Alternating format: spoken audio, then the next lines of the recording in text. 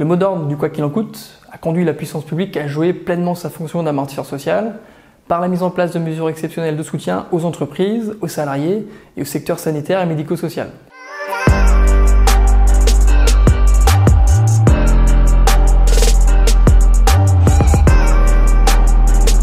Pour répondre à cette question, d'un point de vue comptable d'abord, il faut examiner l'ampleur des déficits sociaux. Celui de la sécurité sociale a fait l'objet d'une dégradation brutale et a atteint un niveau sans précédent en 2020, alors même qu'il était quasiment revenu à l'équilibre en 2019.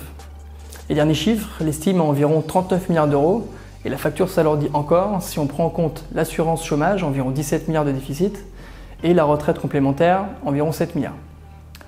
La notion d'effet ciseau s'applique bien à la situation de la branche maladie et de l'assurance chômage, puisqu'elles ont subi l'effet conjugué d'une baisse de leurs recettes et d'une hausse de leurs dépenses, sous l'effet des différentes mesures exceptionnelles mises en œuvre en 2020, indemnité journalière pour garde d'enfants pour l'assurance maladie, financement de l'activité partielle pour l'assurance chômage. D'un point de vue comptable, la situation n'est donc pas reluisante, mais c'est un point de vue partiel, et pour le compléter, on peut tenter d'examiner les effets des mesures mises en œuvre. Le constat est positif du côté des aides aux entreprises. Elles ont permis la préservation au moins à court terme du tissu économique et le maintien des salaires des personnes qui ont travaillé dans les secteurs à l'arrêt.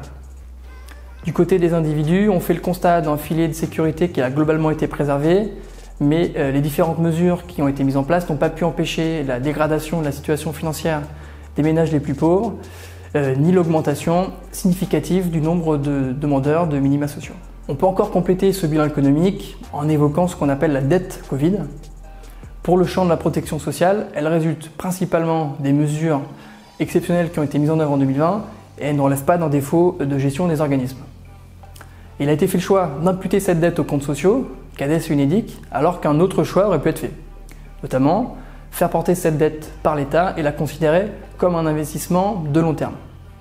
Ce choix qui a été fait, il entraîne une obligation de remboursement rapide qui contraindra potentiellement à une diminution des dépenses sociales.